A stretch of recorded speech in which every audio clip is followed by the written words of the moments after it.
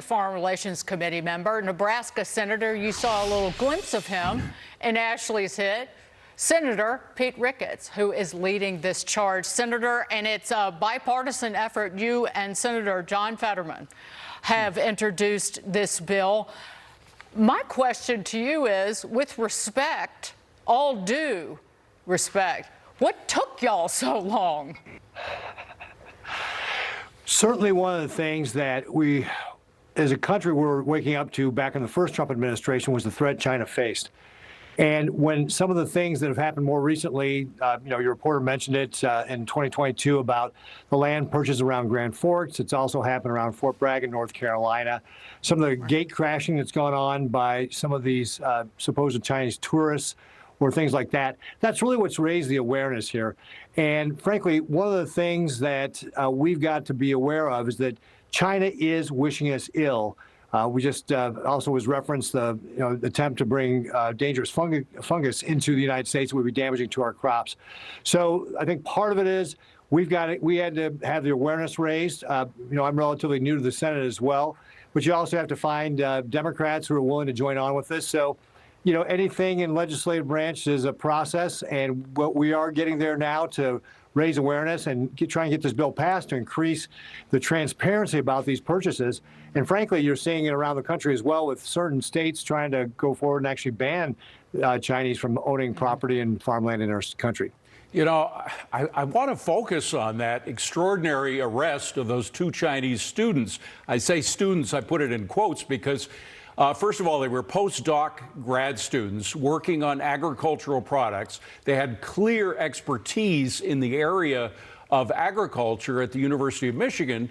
I'm just wondering, because of the fact it's still alleged that they were involved in this, but they had the fungus, they brought it in. This is a horrible fungus that would lead to famine, essentially, in the United States. It could even overshadow what happened with the COVID virus. Are we looking into investigating other Chinese nationals who are students here or working on sensitive subjects like that? There is a lot of work on that. Frankly, one of the things the Chinese have been doing, it started with the Confucius Institutes. When I was governor, I worked with my board of regents to block, and many of them have been taken down across our campuses, but that was just a front for Chinese spying. I've had numerous stories about people who worked on university campuses and what the Chinese students were doing there to either spy or try to exploit or intimidate our own professors. So this is a real danger. And frankly, we need to be taking harsher steps with regard to Chinese students coming to this country. They limit the number of students that we send over there. We should be doing the same.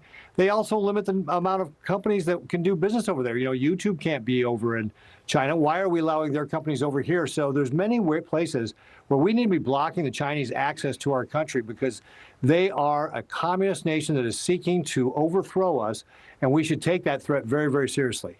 And there was a third Chinese student arrested for smuggling biological material into the United States. It wasn't the same fungus, but still dangerous nonetheless.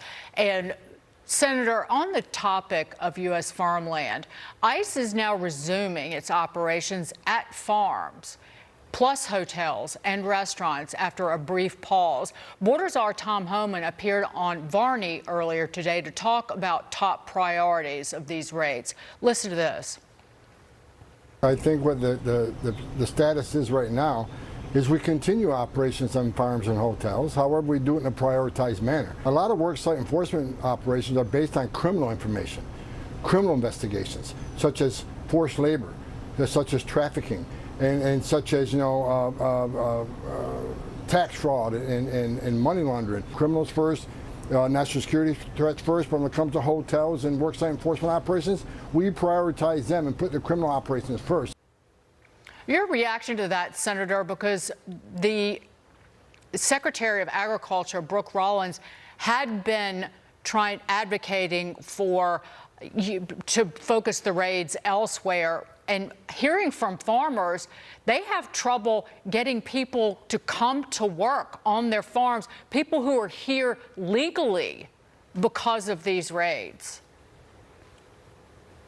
Treasurer Homan's right, though. They're prioritizing the criminals, certainly the people who are convicted of murder, theft, rape. Those are the sort of things that we know there's probably about 500,000 to 600,000 illegal immigrants in our country that are convicted of those things that we need to be prioritizing getting out of our country first.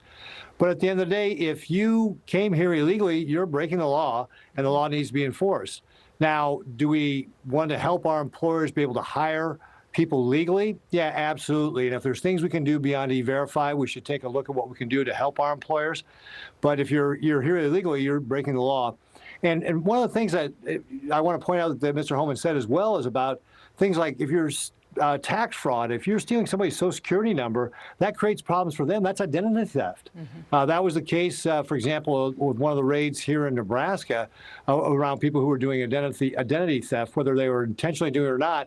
When you steal somebody's Social Security number, it creates problems for that person whose legitimate use of that Social Security is being endangered. So, we have to enforce the law. There's things we can do with regard to helping companies, but I think the administration's got the priorities right. Start with the people who are going to be the most dangerous to us. Well, I'm glad it's a bipartisan effort, at least with one. Do you have anybody any Democrat besides Fetterman? Well, we're going to be working on this. You would think you'd be able to get 100 people on this one, right? Yeah. This is about like the Chinese owning our farmland. This shouldn't be that controversial. All right. Senator Ricketts, thank you very much for being here. Appreciate it. And coming